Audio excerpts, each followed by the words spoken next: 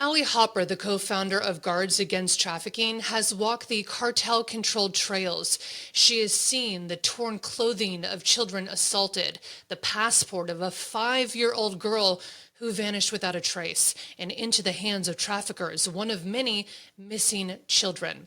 Now, she's uncovered policy failures, confronted ruthless cartels feeding a child trafficking crisis at our border, and even exposing an underground trade in human organs. She's joining me to tell us what is really happening in the shadows. They want justice. They want answers. What stands out to you about his personality? What's the family want most of all? But you were just the last person to see her.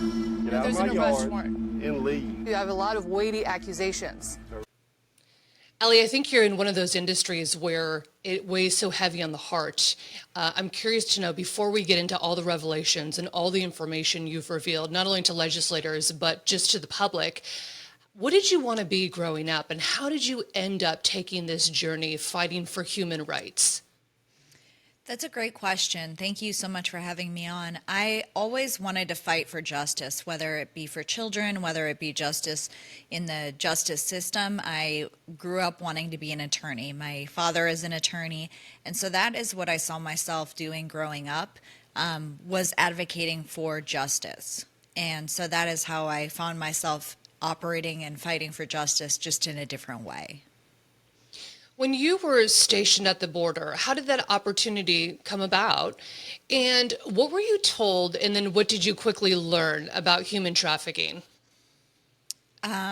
So it was an interesting story leading up to the first trip to the border. I had introduced anti-grooming legislation in Florida, and when I was going through that process, I had met my now business partner, Dr. Jared Sadulski. I had met him at an event, and I knew he had prior law enforcement experience. And so I wanted to get his insights on the language itself, making sure that it was robust and had teeth and was able to accomplish what we were trying to accomplish by protecting children from adults sexually grooming them. And so, after a couple months, we got the legislation passed, and him and I reconnected, and I found out more about what he did to combat human trafficking, and I was just in awe of what he was doing, and he was doing it all on his own. And I said, how can I help? What can I do? And that's really where it started, was that willingness to help and assist in any way possible, not for any monetary gain or any notoriety or recognition on media or anywhere else, but really just to get to the bottom of combating human trafficking and protecting children. And so that led to our first trip to the border, not his first, but mine. And this was under the past administration. So the border looks much differently now than it did then. Yes. And at the time that we had gone to the border was very insecure. It was not secured in any way, shape, or form. Border Patrol was present, but they were held back from doing their job in a meaningful way. And so we saw open borders. We saw people flooding in. We saw children. We saw just the paths littered with identifications and passports. And that was really my first introduction into what the open borders was doing to our country, what it was doing to the migrants crossing into our country, the terrors that they faced along the way, and how cartels and gang members exploited the open borders for their monetary gain. And it was a really important, experience to have, because I got a lot in a short amount of time working there, seeing people crossing in firsthand in front of me, and seeing the way that they looked, how exhausted they were, and the journeys that they took. So it was really important to get that understanding, not just what the media was not talking about, but basically what the American public knew nothing about at that time. And so understanding what the experiences were of the migrants that were crossing in and walking the pathways that they walked, we saw exploitation, signs of exploitation littered everywhere. And, I'll spare your audience the gory details, but it is exactly what the cartels had set it up to be. They set it up to be a trail of terror almost, to scare these illegal immigrants into submission to make sure that they are doing what the cartels and gangs want them to do. And so many of these families, men, women, and children, were exploited all along the way into the country and beyond. Now, paint a picture. Are these unsuspecting children and families getting approached at the border beforehand? When did the cartels get access? And also, side note, I'm assuming border officials know of this. They know of these operations. Is it that their hands were tied politically? Or tell me about that dynamic.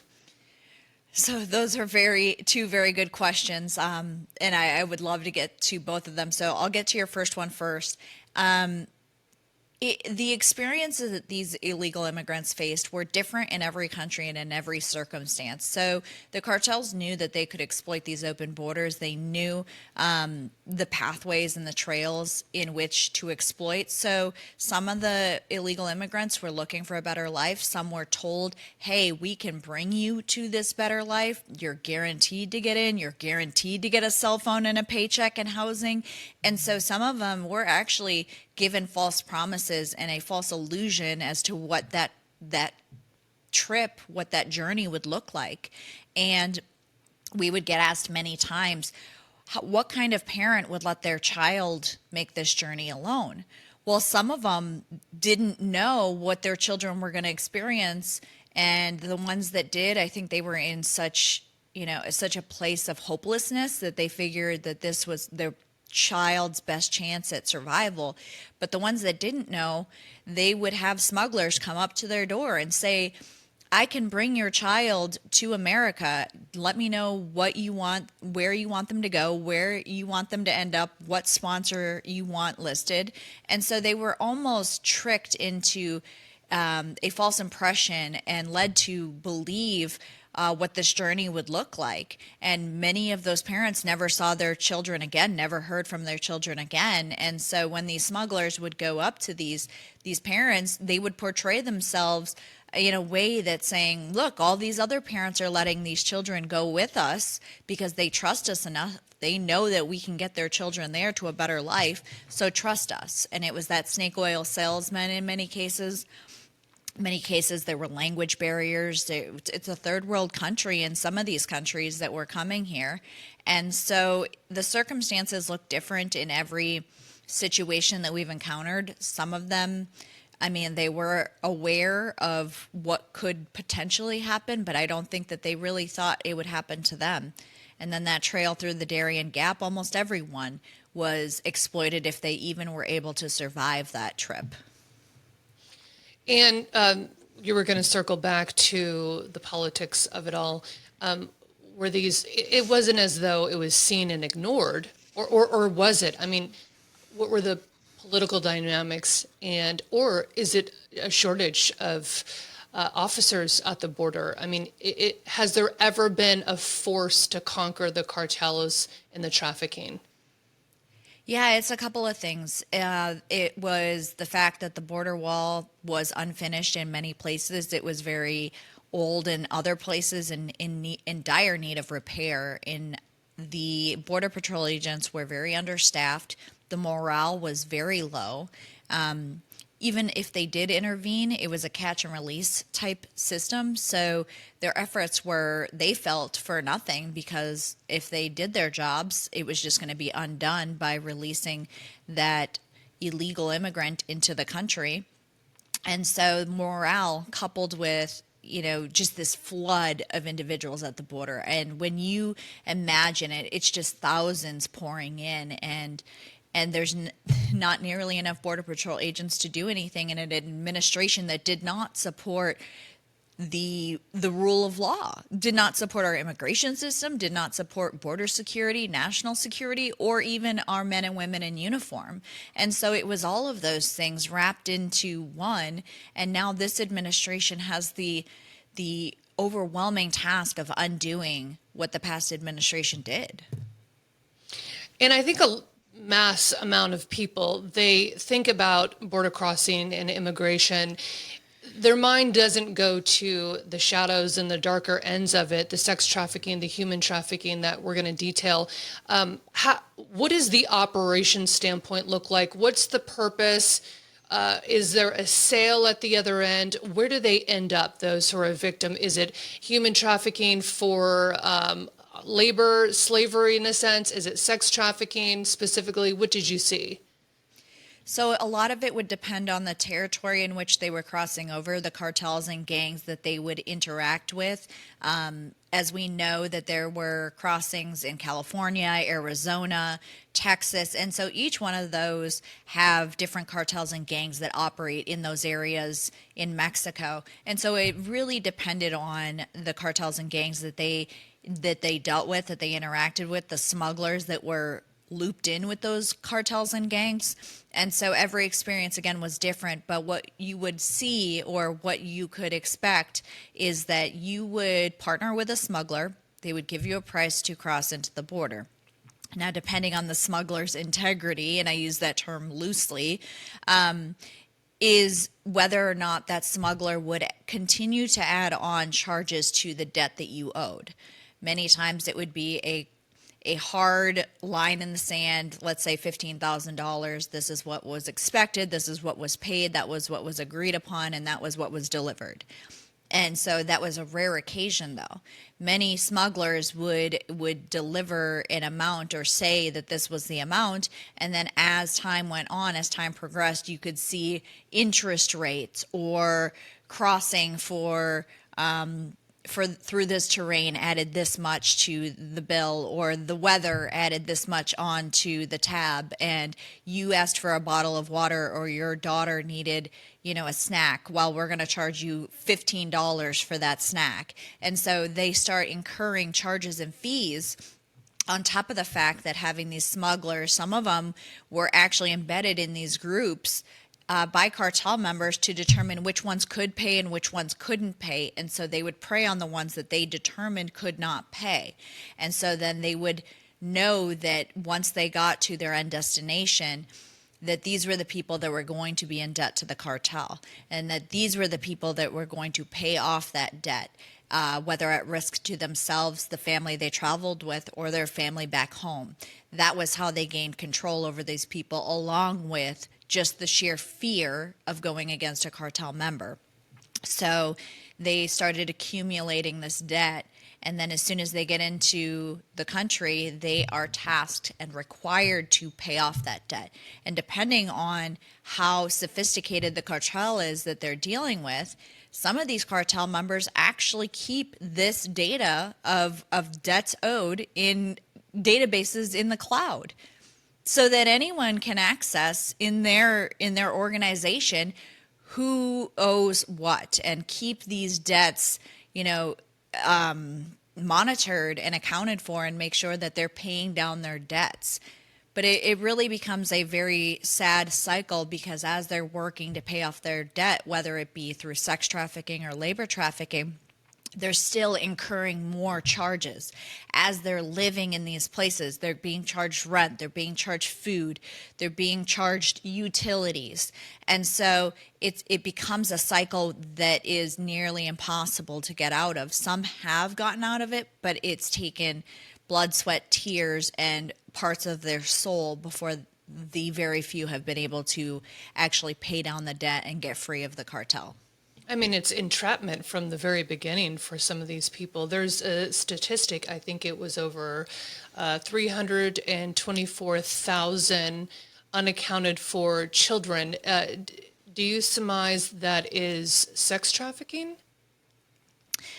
It could be any of the above. Many of the unaccompanied children that have now been accounted for, they were found in sex trafficking situations, they were found in labor trafficking situations, or they were found in houses or homes with known pedophiles, known gang members, known criminals with rap sheets that would wrap around, the street. And so whether it be through sex trafficking or labor trafficking or drug packaging, or working the corner to sell drugs as a drug courier, drug dealer, that is what they were tasked with. And often many of the kids were unable to survive, or they've been moved around since to continue to work to pay off that debt. What is the youngest child that you saw fall victim to human trafficking? So one of the children that we saw, that we encountered, she was 5. One of these situations that my business partner and I encountered was in a shelter in McAllen, Texas, and it was an influx facility. And in the facility, this mother was holding on to her child. All the other children in the facility were playing together. She would not put down this child. And when she was asked, why won't you put this child down so that the child can go play with the other children? She said because along the journey, she was traveling with 3 children. Her other 2 children had been taken to pay off the debt that she owed to the cartels. So what we've personally seen is as young as 5, but we know that it's anywhere from 2, 5, all the way up to 17 years old. And what about the recovery process? Is there an operation set up to try and recover these missing children? And I guess a lot of people would wonder, do you ever find them? Do they just vanish for all of time? Are some found? Is there a percentage that are recovered? Or is there not a task force or an agency set up for that?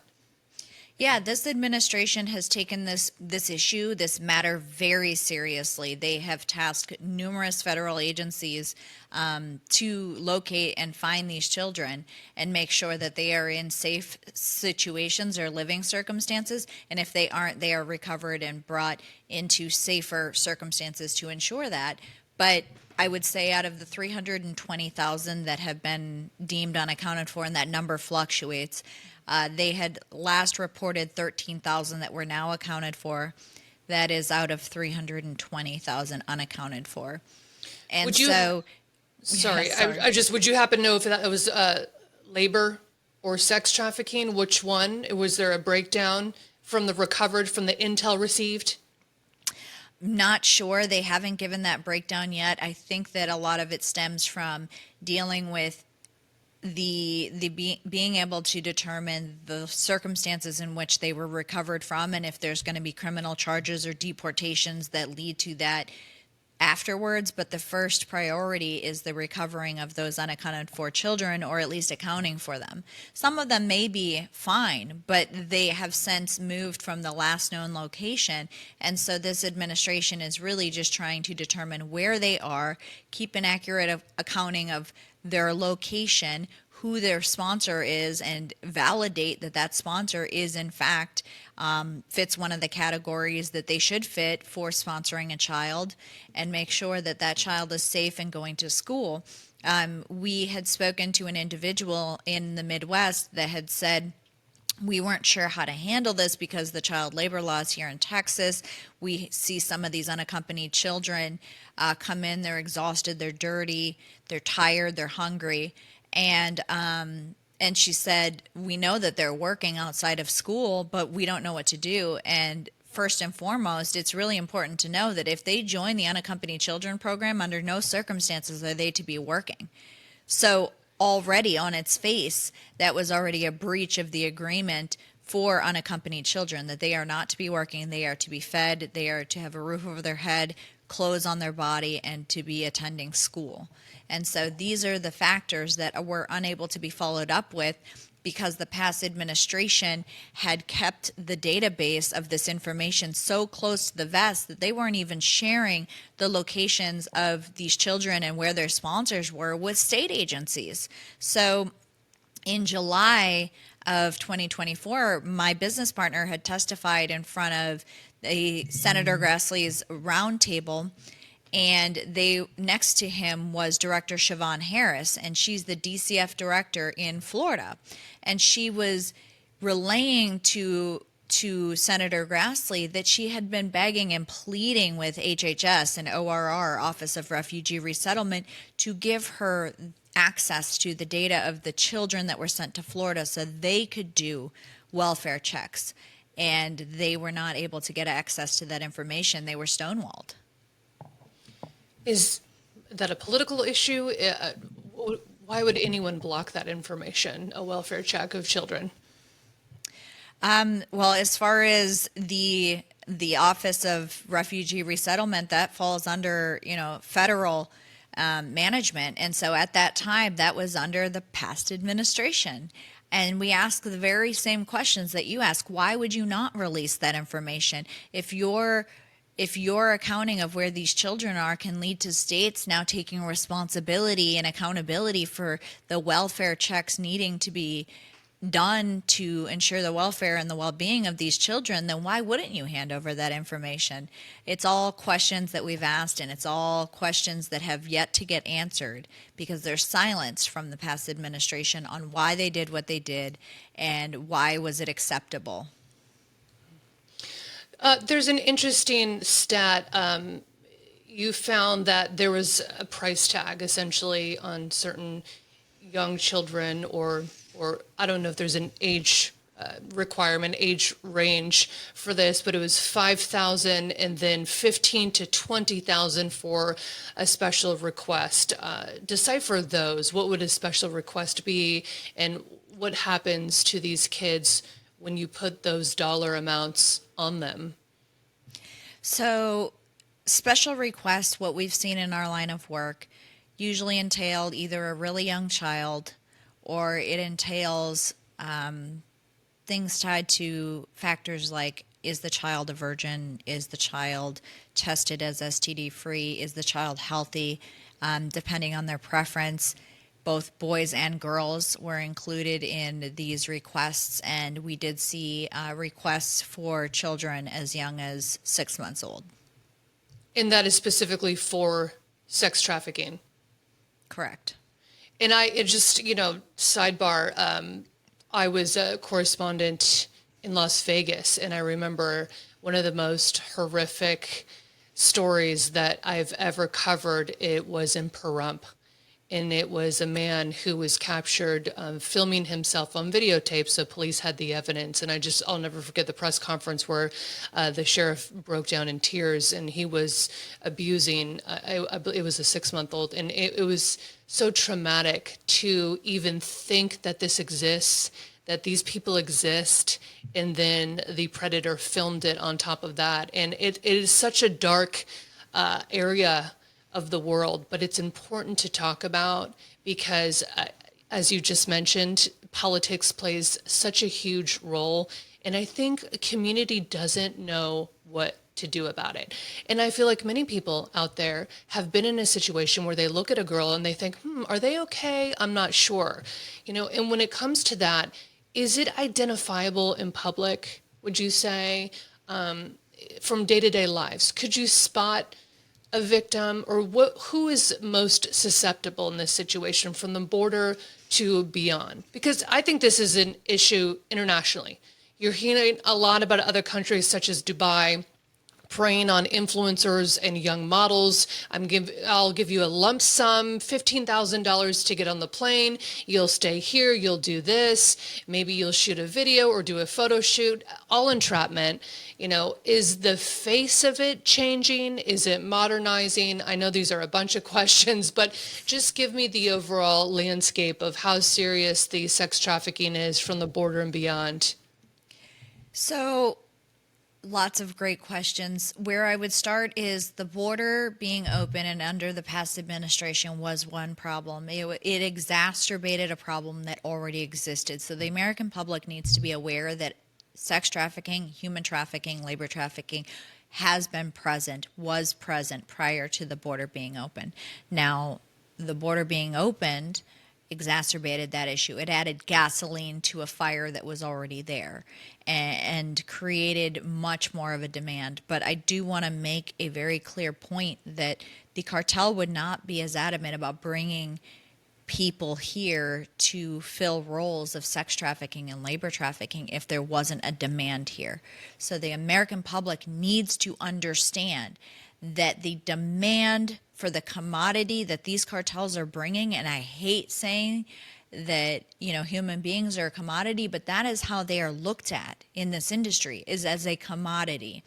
And so we need to understand that the cartels would not be bringing men, women, children here to fill sex trafficking, roles or labor trafficking positions if there wasn't a demand for it. So the American people really need to look at the morality around the subject, their willingness to do something about it, their willingness to reach out to their local communities and start to talk about it, because it is a horrible subject. We have talked with numerous people at the local level and at the state level, and some of it is just so hard to digest. It's so hard to hear, but putting your head in the sand on it isn't going to make it stop. It's not going to make this modern day slavery around you stop.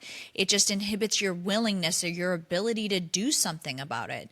And so we wonder how all of these tragedies have happened throughout history, and we look back and we say, well, why didn't they do anything during World War II and the Holocaust? Why didn't they do anything during slavery in America that led to the Civil War? Why didn't they do anything? But we look now and we see society acting much in a very similar way, where it's just too hard to hear. I'm too busy. I have my family to take care of. That is a priority, to take care of your family. But in the meantime, there are certain evils in the world that cannot be ignored, and they cannot be allowed to continue to exist. So we really need to look into the morality, that it's a heart issue, that the American public is just as complicit in this crime by driving that demand, or by not combating it in an active way and being inactive in the fight against human trafficking. But what I want to say is that parents really need to be aware, because the border was one issue. But again, like I said, this human trafficking matter has been going on for a very long time, and the internet only exacerbated the issue.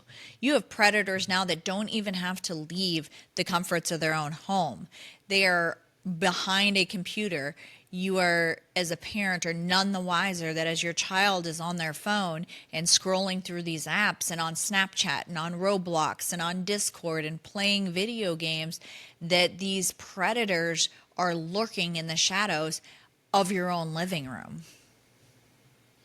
And I think circling back to being proactive as an individual within community, I do think a lot of people think about huge issues and think, well, I'm just a drop in the bucket. I'm just an individual. How can I make an impact? How can little old me in the city of Santa Monica or Pasadena or Iowa make an impact to this magnitude? But then you also see the power of, again, going back to civil rights. When everyone rallies, the advocacy groups, the agencies, you don't want to rely on them, but you see the turnout when people really come together and say, this is wrong, this needs to stop. And it's just chilling to see the demand that people have, the predators. And I also think it's hard to wrap your head around the amount of predators in our society, that they walk among us, they work with us, they're in front of us at the grocery store. And I think it's one of those things where do I start? Where do I begin? You were in a unique position where you were talking face to face with these human traffickers, sex traffickers. What's the profile of these people? What do they say? What's the moral compass on why they do what they do? And do they talk about, is that how you discovered the need for it? Is through talking and engaging with the human traffickers? Yeah, so a lot of the human traffickers that we have specifically discussed or had conversations with were mainly from the cartel operations side. So it's not necessarily the human traffickers that are operating within the United States or that are United States citizens, but they did deliver very insightful information as to how they target their victims, how they target operations, how they now utilize the internet, they utilize AI, they utilize the online space and the online world to start to groom their victims. And so really when they start to dissect what that looks like, it becomes very interesting, but it's also very simple. If you take Maslow's hierarchy of needs, it's that pyramid, right, that starts at the bottom with the basic needs of being food, water, shelter. And then from there you go up to more more more needs that lead to more psychological, mental needs, feeling part of a community. And that is where they can easily target people that need food, that need water, that need shelter. But then when you start to go to those higher levels of teenagers, of children, or men and women that are looking for companionship, looking for friendship, they target those individuals as well because they are able to fill a need or void that these people are looking for, and then they gain that through a pattern of communication and conduct. They're able to gain and manipulate and gain control of that individual, and the individual is often none the wiser, but it's easier for them to start that process with a child or a teenager. And so often that is how it goes. But how they I guess justify it in their mind is that, well, one of the conversations was around organ harvesting. And we were talking with this trafficker about organ harvesting. How are you able to justify, how are you able in your mind to just be okay with what you do? And so he broke it down saying, well, you take a child walking down the street. The child's alone, and obviously their parent doesn't care about them because their child is walking alone. And so if I don't grab them and if I don't profit from them, the next person that sees them walking down the street is going to grab them and profit from them, and I need to be able to support my family. And so that is how they justify it. They justify it by removing that human component of what they see as the victim as a way to be able to provide for their families, strictly monetizing just this selfish, embedded gain, looking at human beings as their gain, their opportunity. Oh gosh, that's chilling.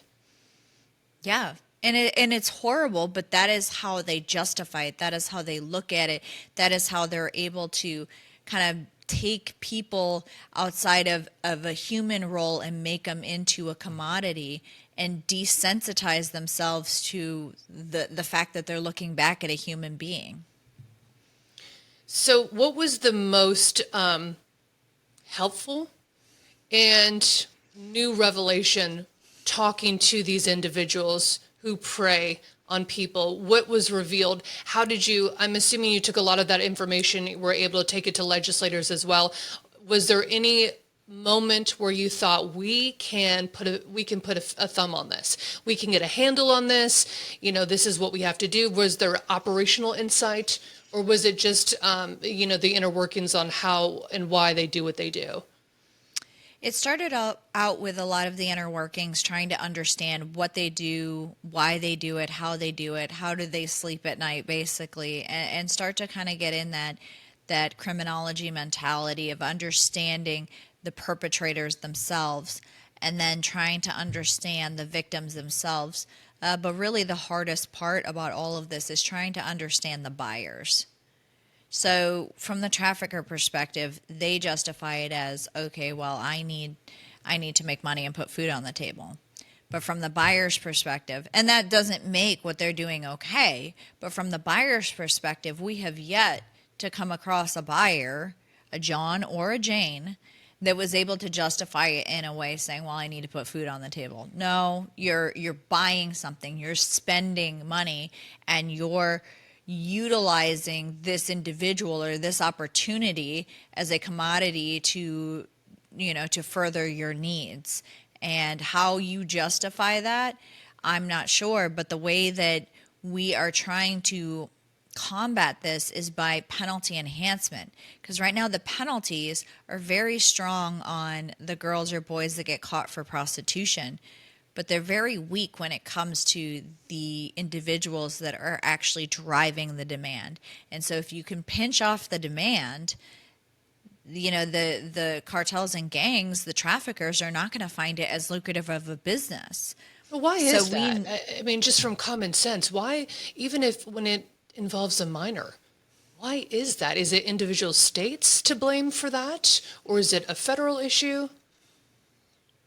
It's all of it. I think we need to relook at our laws and how they stand federally, how they stand locally and statewide.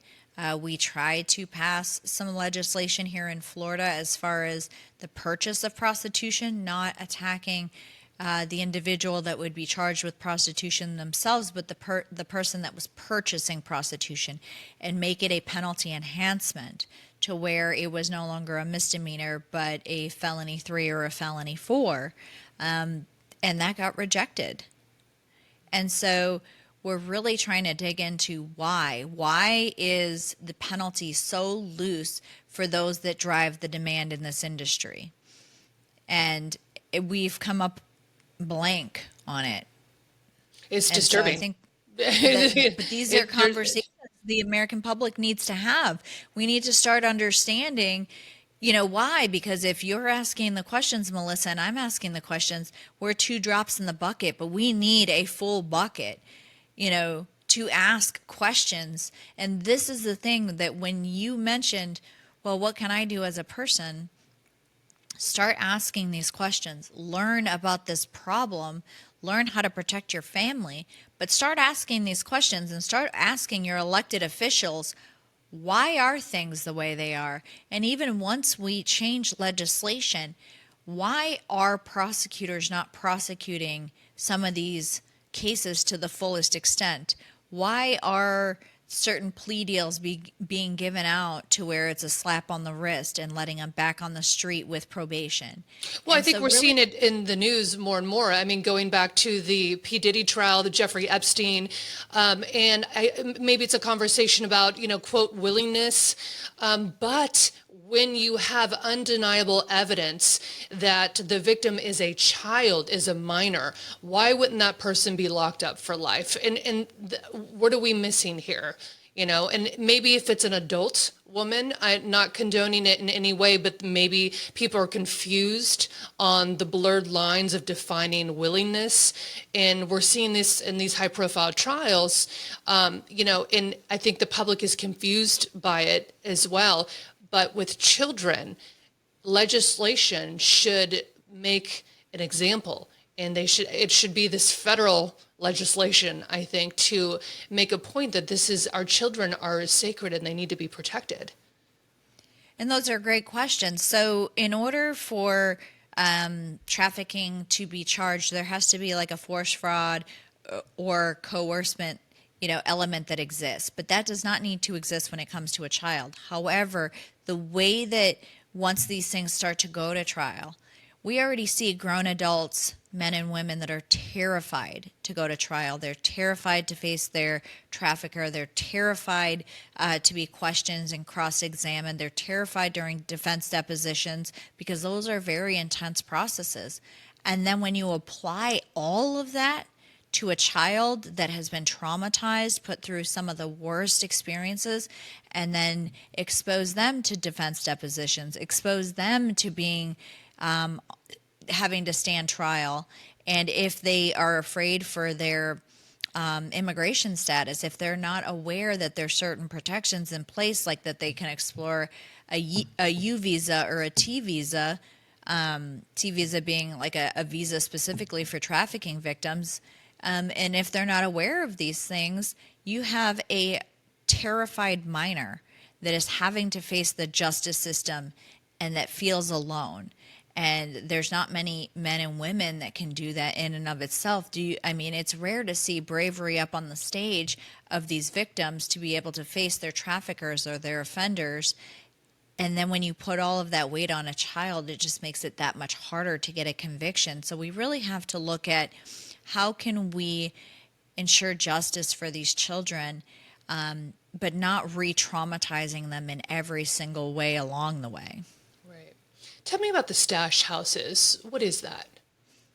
So stash houses operate in a series of 3. The first house is the intake process. They mark down the name, country of origin, all of the outlining factors and details about who this individual is, and create a file on that person.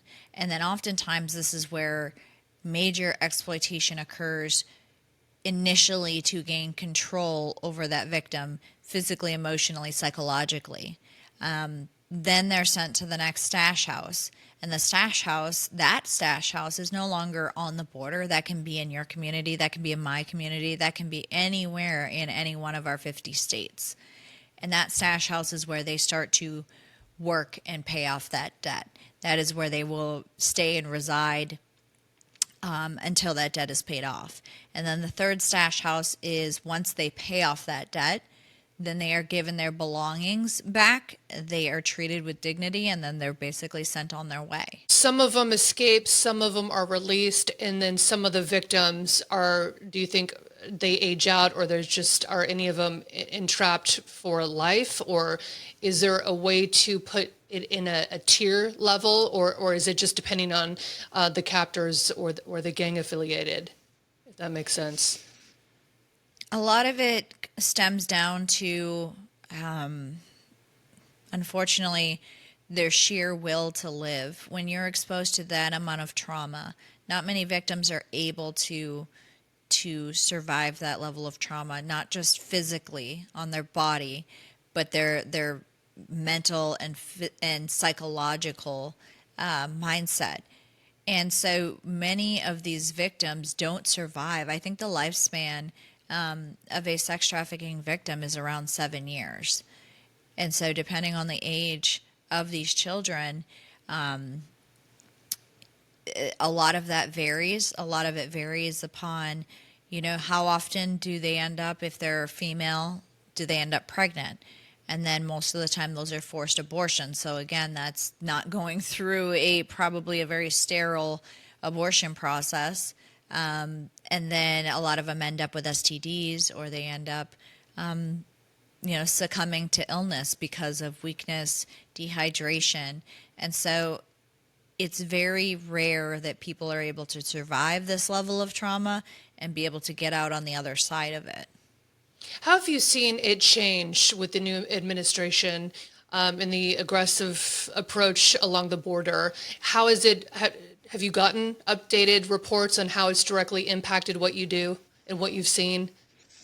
Yeah, the border is more secure than we have seen in a very, very long time. Border Patrol is hiring like crazy. Morale is up. They feel empowered and supported to be able to do their jobs. Cartel members note this, and so what they're trying to do is not only kind of fine-tune strategic operations, either through the digital opportunities or the individuals that are already inside the interior of the country, but we've heard that they are also waiting for Trump to be out, that they are counting on the next administration to resume The cartels. operations. Yes. Yep. The cartels are relying on the fact that once Trump's term is over, that they will be able to resume business as usual.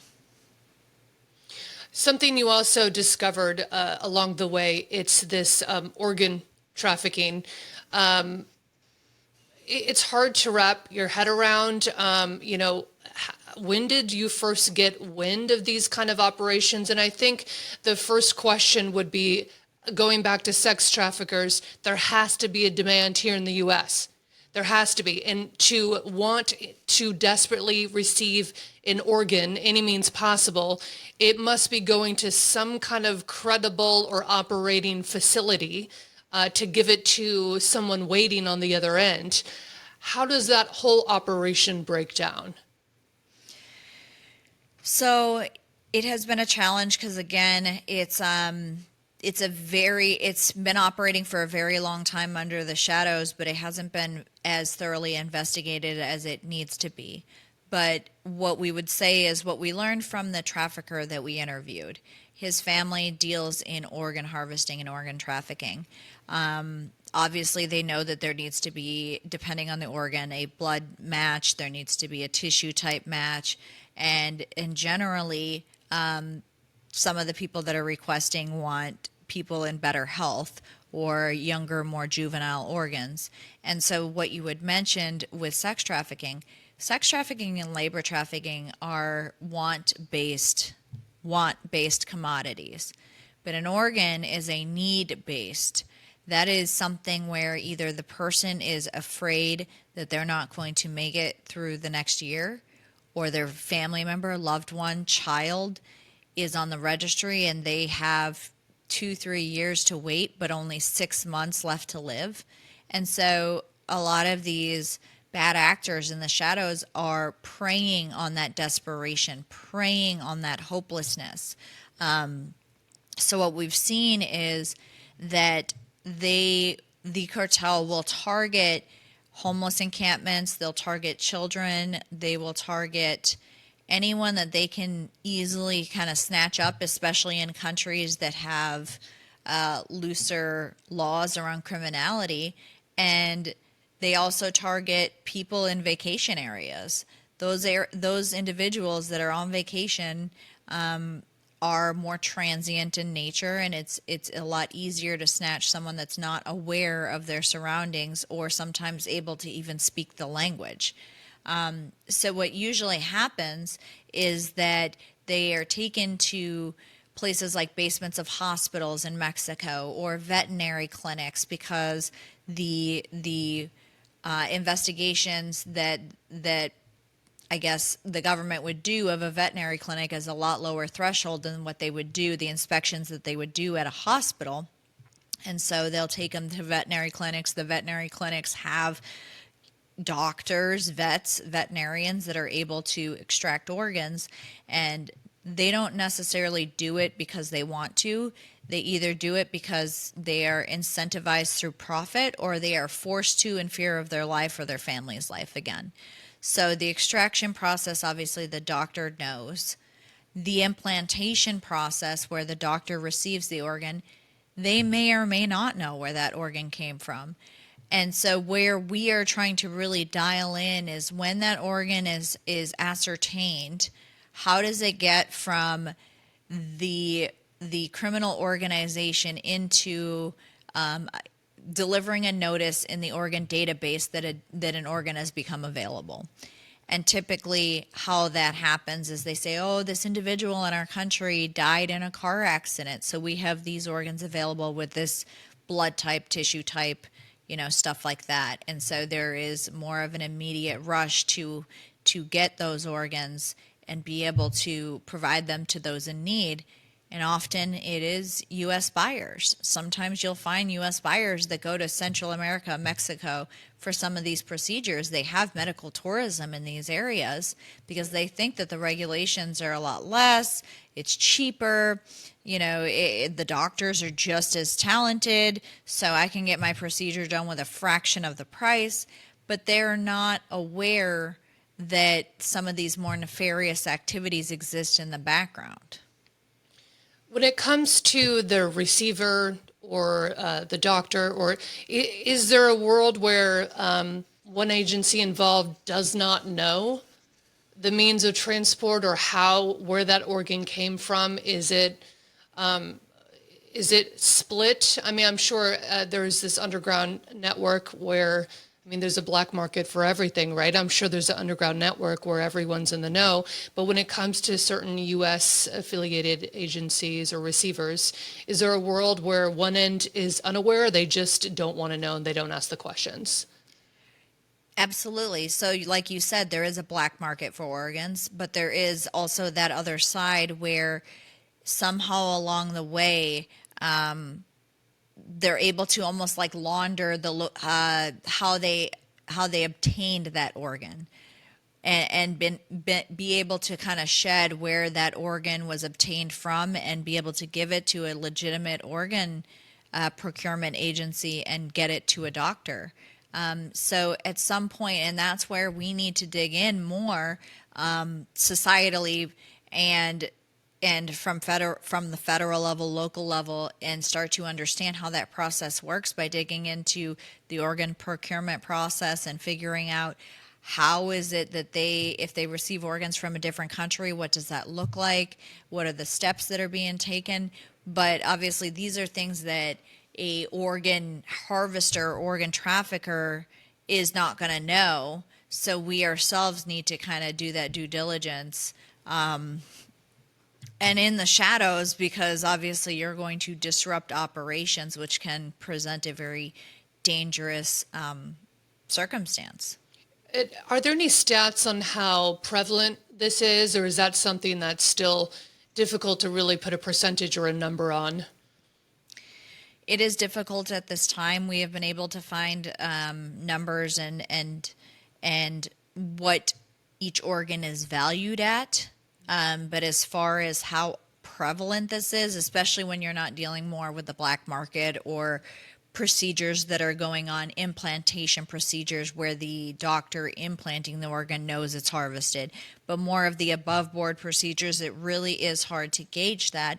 But it is going to require people, citizens with those skill sets, to start digging into contracts, to start digging into the chain of custody of an organ, and really understand how that happens. How is it if you're receiving an organ from a different country, how that works, and really start to understand that, because it is an industry that solely relies on people's desperation and knowing that the organ donor list is very long.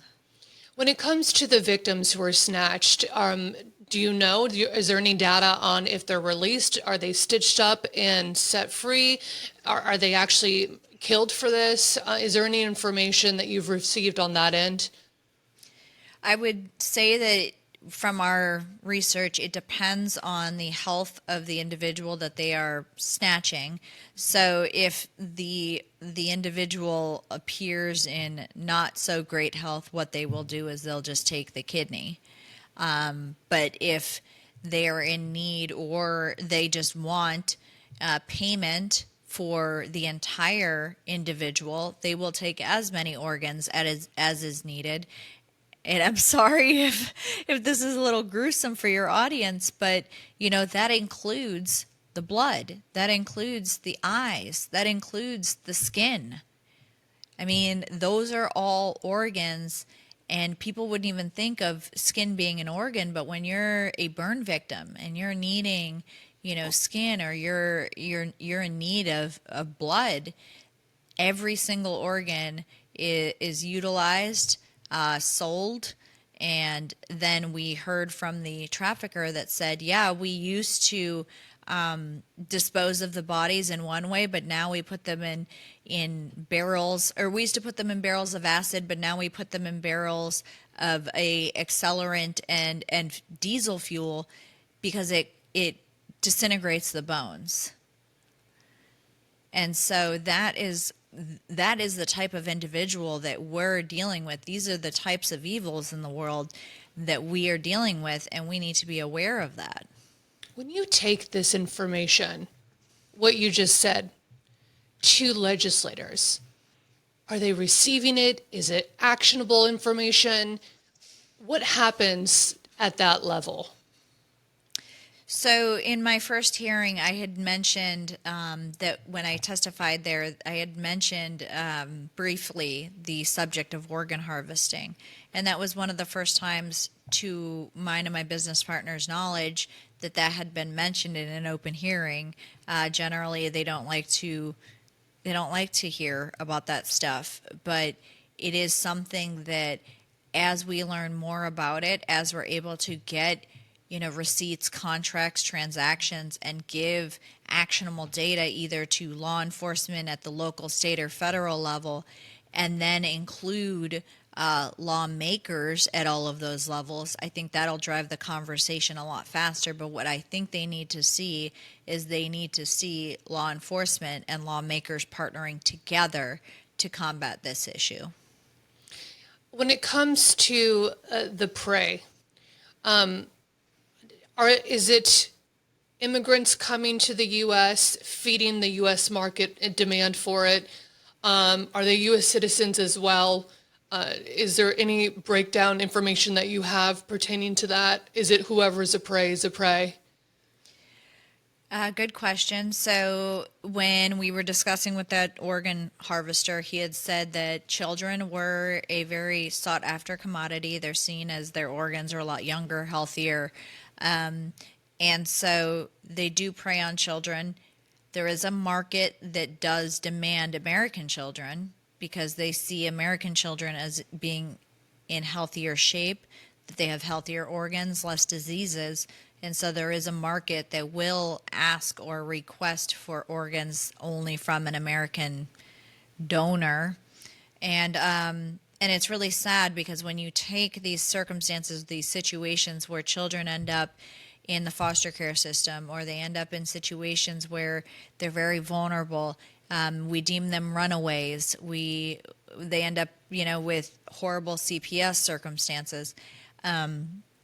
Those are the children that are generally preyed upon, are the ones that run away, they trust the wrong person, and then they are no longer sought after by law enforcement, and then they disappear.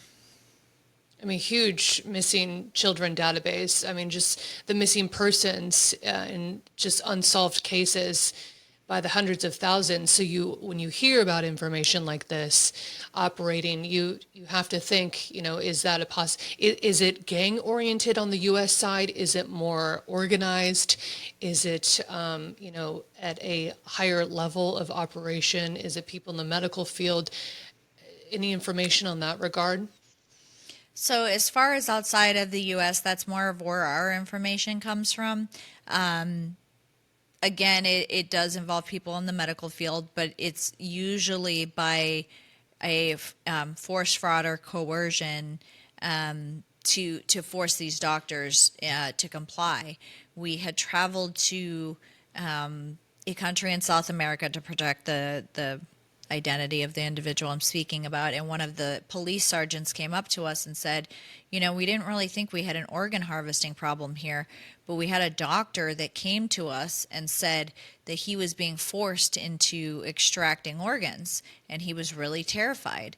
And so the national police were working really hard to ensure the protection of this doctor that had come forward to blow the whistle, and the doctor ended up murdered. And so it is such a dark and dangerous industry, and it's one of the ones that is the most profitable because it's need-based, not want-based, that a lot of people, if they are aware of any operations, they're too afraid to come forward. What can everyday people do? And how do you continue with your agency to do what you do? Because you had mentioned legislators, they want receipts, they want as much information as possible to make it easier for them to act, or maybe possibly set up is there a specific task force for organ harvesting and organ trafficking? Does that exist at this point? So I think Secretary Kennedy had mentioned a little bit about looking into HHS and Health and Human Services as far as how that organ donation process works. I don't really know what he was referencing. I think it was more at a high level that he was trying to let the American public know that that was something he was looking into, and I was very excited to hear that he was looking into that because that is something that we need more eyes on. I think it's regulated to a certain extent, but I don't think many people are aware of what those regulations look like, what the parameters look like. And so what the American people do is just be very aware that this danger exists, that this threat exists. If you wish to be an organ donor, my suggestion is to make sure you have a healthcare directive, make sure you have a patient advocate that is aware of your desires, so that if you decide that at the end of your life that you would wish to donate your organs, then that's decided then. But what parents can do, what community members can do, is that they can educate themselves on all of these matters: sex trafficking, labor trafficking. What does it look like? What isn't it? What does grooming look like? What does sextortion look like? And really start to understand, because it's something that's not going away. And so the longer you put your head in the sand about this issue, the longer it's going to continue. But also, the more risk you're putting yourself and your family at because you're not aware of what it looks like. So people need to become aware of what it looks like. Quick story, in Dallas, we were working with a nonprofit out of Dallas called Shepherd's Watch Foundation. They took us on a ride along, and they focus most of their work on illicit massage parlors. And so we had done some undercover work with them in illicit massage parlors, and they do work closely with their local law enforcement. So again, it's nothing that they're taking on upon themselves. They have very close communication and contact with their local law enforcement, but understanding that these illicit massage parlors are in your community, my community. One of the ones we walked into, the illicit massage parlor, it was very evident because of the people that came out, what they were dressed in. My business partner, who was a male, had gone in first, and then 30 seconds later, I went in, and the reaction as soon as me, a female, walked in was completely different. They were shoving us out the door, but prior to that, they were, trying to pull him into the back room. And so understanding that these circumstances exist in your community, my community, this one specifically was right next to a driver's ed school, where before we walked in, we saw a mother and her son walking right next door to a driver's ed school. And so thinking that it's happening in some more rundown city and not in a community like yours and mine is allowing them to operate in an area where people are none the wiser. Adding on to that, Go ahead. I did the same thing in a suburb of Las Vegas. It was my photographer, male, and myself. And it was tipped off, or, I think it was something that I saw on Craigslist that looked suspicious. So we just said, let's just go in undercover and see.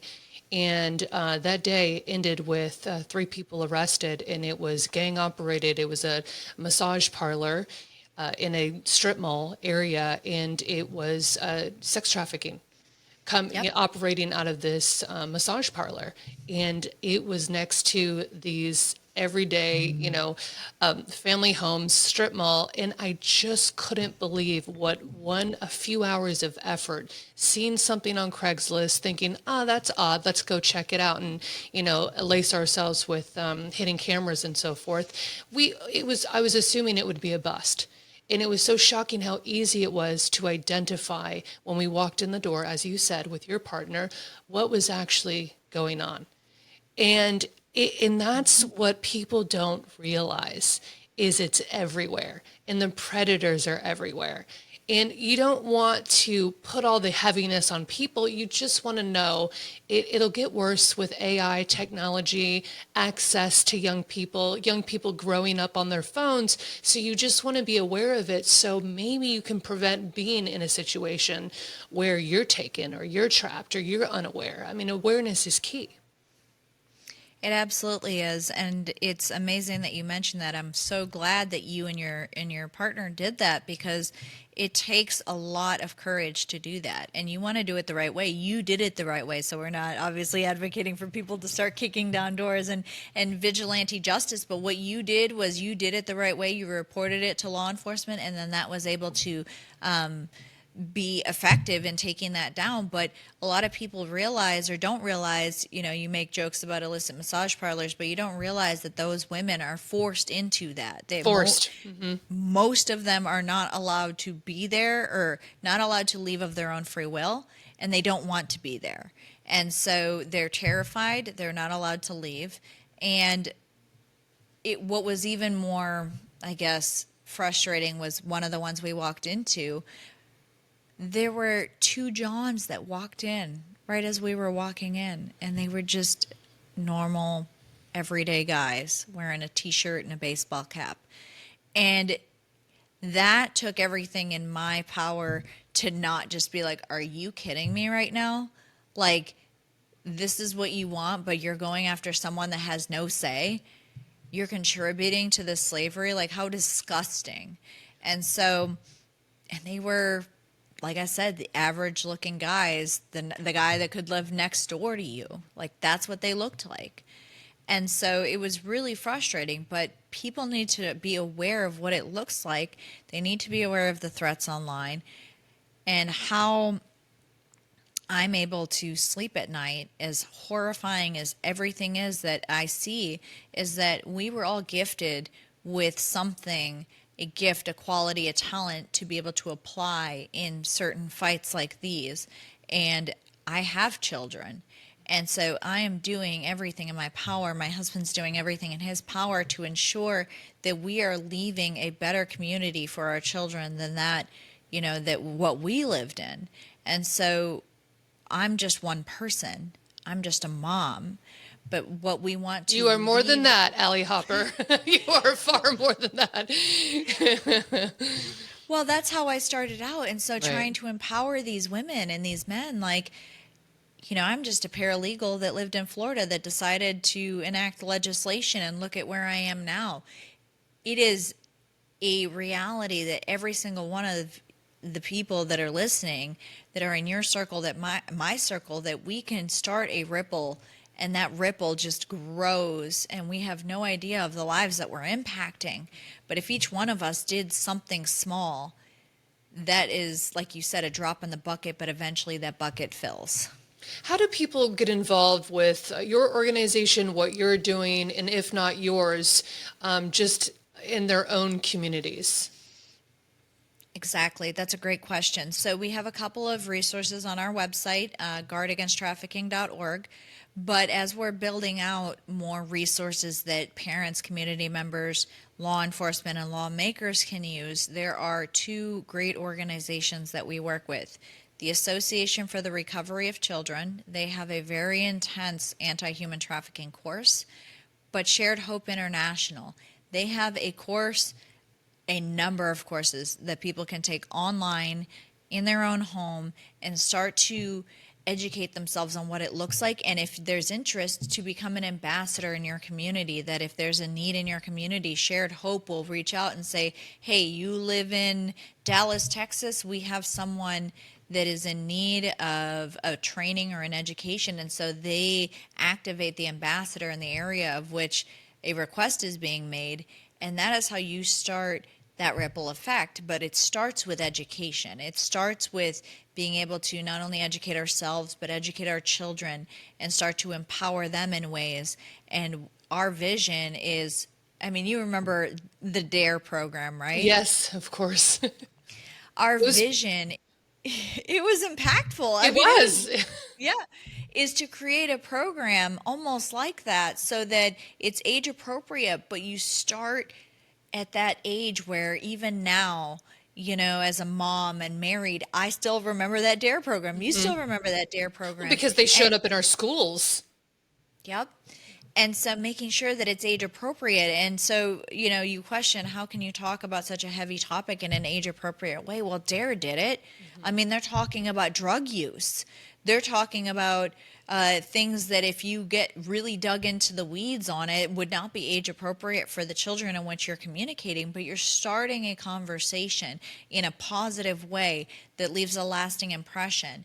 And to be able to leave lessons like, if you're on fire, stop, drop, and roll. 3 words that everyone knows. So if you see something, say something. If you feel that something is wrong, contact law enforcement. It is their job to investigate. It is not your job. You don't have to investigate to be certain that something is wrong, but if you feel like something is wrong, say something and call someone and report it and allow them the ability to investigate. And that's where the American public can start doing things, is becoming aware and becoming watchdogs in their own communities so that traffickers know, oh, hey, I know, this area in Florida, like Sheriff Grady Judd.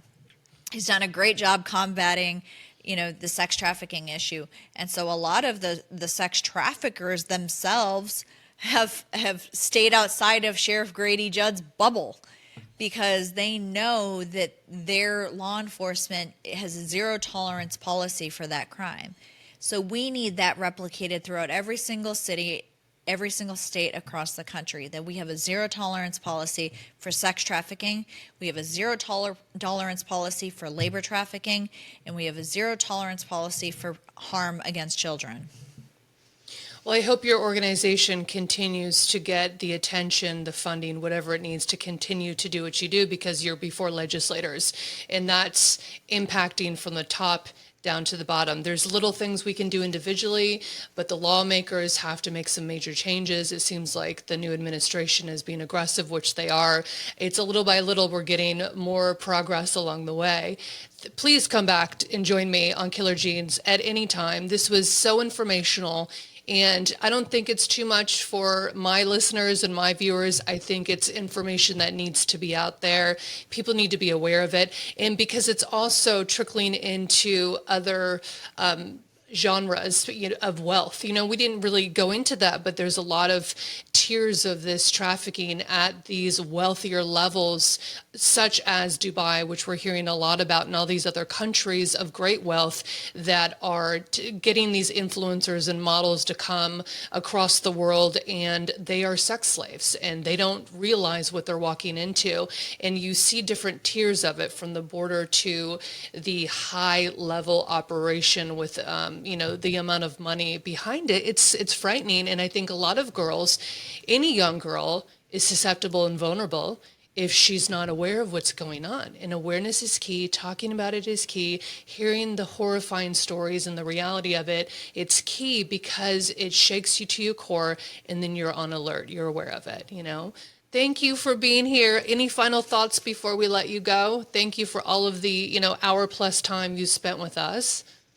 No, absolutely. And thank you so much, Melissa, for having the courage and bravery to dive into this subject. It really needs to be discussed, and I just really appreciate you for having me on. What I would say is that we hear the common names like Epstein and Diddy, and we hear about the crimes that they did. But those are the highest level crimes because of their recognition, their name recognition. Those are just templates for what is happening across the country. Those types of parties, those types of services that were given out, those types of victims, they are given out in smaller forms. Like those rings exist across your community and my community. And this administration has worked very hard to break down and raid these trafficking rings. But we as the American public need to be very much aware, coordinate very closely with our law enforcement, be very aware of what our children are doing, and be very aware of who they're interacting with as much as we are. But I would encourage your listeners to take that first step by starting to dig into some of the training, starting to understand some of the signs, and really not be afraid. Be courageous and if you feel something is wrong, say something, because that could save somebody's life. And thank you for everything you do, literally saving lives and bringing all of this information to us and to the top. So we appreciate what you do. Thank you so much, Melissa.